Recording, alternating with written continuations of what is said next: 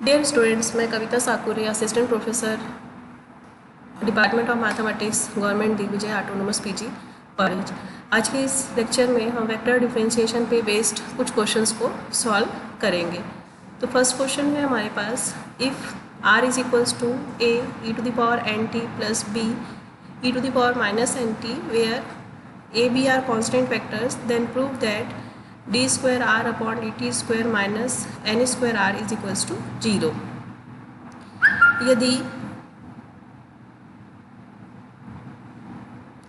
r is equals to a e to the power N T plus b e to the power minus N T, जहाँ a और b अचर सदिश है, तो सिद्ध कीजिए कि d square r upon D T square minus N square r is equals to 0।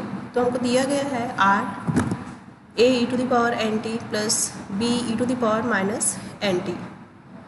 तो r को हमने t के रेस्पेक्ट में डिफ्रेंशिएट किया।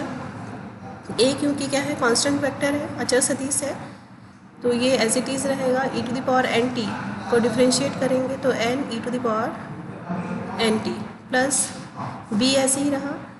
e to the power minus N t को डिफ्रेंशिएट करने पे minus n e to the power minus N t. Simplify करेंगे तो ये n a e to the power N t minus n b e to the power minus N t. फिर से हमने एक बार और डिफ्रेंशिएट किया, d square r upon D T square. तो यहाँ फिर से a कांस्टेंट फैक्टर है, तो ये as it is e to the power N t को डिफ्रेंशिएट करेंगे तो n e to the power N t, और ये प्रीवियस जो n टर्म है वो n square a e to the power N t minus n b as it is रहा। e to the power minus N t को differentiate करने पे minus n e to the power minus N t. Simplify किया, n square a vector e to the power N t minus minus plus n square b e to the power minus N t. अब यहाँ से हम n square common ले सकते हैं, तो a e to the power N T plus b e to the power minus N t, और ये होल टर्म जो है वो वेक्टर r हमको दिया गया है। r is a e to the power N T plus b e to the power minus N t, तो ये r के इक्वल हो गया। इसे शिफ्ट कर दिए इस साइड में, तो d square r upon D T square minus N square r is equals to 0। Second question हम लोग देख रहे हैं, if r 3t square i plus T square minus 2tj plus T cube K is a position vector of any moving point, then find its velocity and acceleration at t is equals to 0। मतलब कि यदि r 3t square unit vector i plus T square minus 2tj plus T cube के एक गतिमान बिंदु का स्थिति सदिश हो, तो वेग तथा त्वरण ज्ञात कीजिए t इज इक्वल्स टू 1 पर। तो r जो वेक्टर है वो हमको दिया गया है, ये इक्वल है 3t square i plus T square minus 2tj plus T cube के। तो वेग जो होता है वो पोजीशन वेक्टर का डेरिवेटिव मतलब dr बाई dt के बराबर रहता है। तो हमने r को t के रेस्पेक्ट में डिफ्रेंशिएट किया, तो ये 3t square is 6t i, यहाँ पे t स्क्वायर का डेरिवेटिव 2t और 2t का derivative 2j plus T cube का डेरिवेटिव 3t स्क्वायर के। अब हमको वेलोसिटी जो है वो कैलकुलेट करना है t इज इक्वल्स टू 1 पर, तो v t की वैल्यू यहाँ पे 1 पुट कर देंगे, तो 6t इन मीन्स इंटू 1 हो गया, ये i यहाँ पे 2 इंटू टी माइनस 2 और यहाँ पे 3 t का स्क्वायर मतलब 1 का स्क्वायर। सिंप्लीफाई किए, 6 इंटू 1 6 i 2 माइनस 2 0 j और 3 इंटू 1 k 3k, तो ये हो गया 6i प्लस 3k। अब हमको निकालना है एक्सेलरेशन। एक्सेलरेशन जो होता है वो वेलोसिटी का डेरिवेटिव मतलब वेग का अवकलज होता है, तो त्वरण को हम लोग लिख सकते हैं d square r by d T square या फिर d v by d t. तो हमने v d by d t v जो है हमारे पास 6ti plus 2t minus 2j plus 3t square के बराबर है। इसको t के रेस्पेक्ट में हमको डिफ्रेंशिएट करना है, तो 6t इसका डेरिवेटिव हो गया 6 2t माइनस 1, t का डेरिवेटिव 1 2 और माइनस 2 यहाँ पे constant number 0 3t square 6t के, तो ये हो गया 6i plus 2j plus 6t के। अब हमको एक्सेलरेशन जो है त्वरण जो है t इज इक्वल्स टू 1 पे निकालना है, तो हमने t की वैल्यू 1 रख दिया, तो हमको मिलेगा position vector a is equals to 6i plus 2j plus 6k।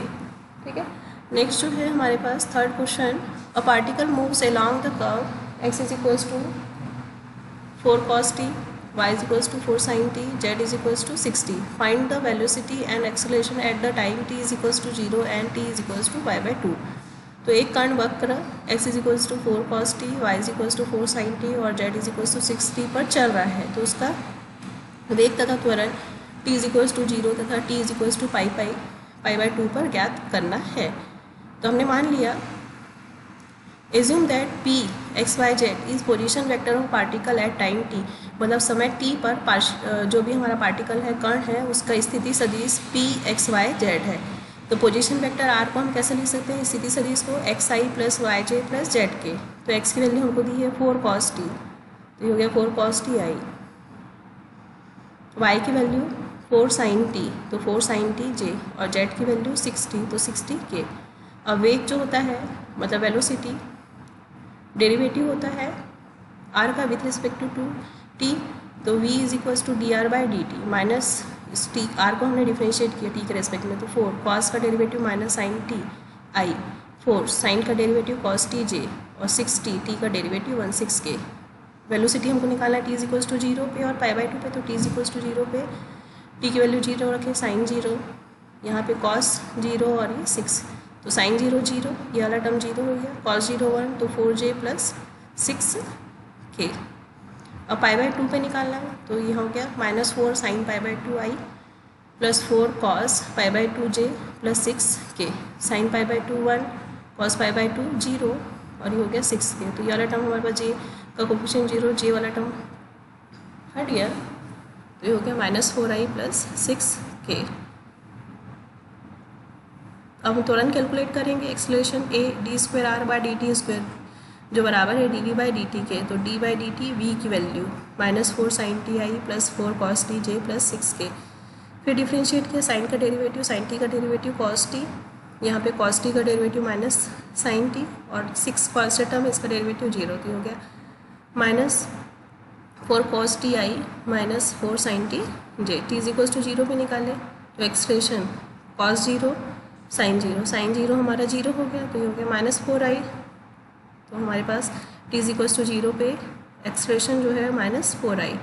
t is equals to pi by 2 पे रखें, तो a बराबर -4 cos pi by 2 i minus 4 sine pi by 2 j, तो cos pi by 2 0, sine pi by 2 1, तो ये हो जाएगा, ये वाला टर्म 0 हो गया -4 j. Thank you for listening me carefully.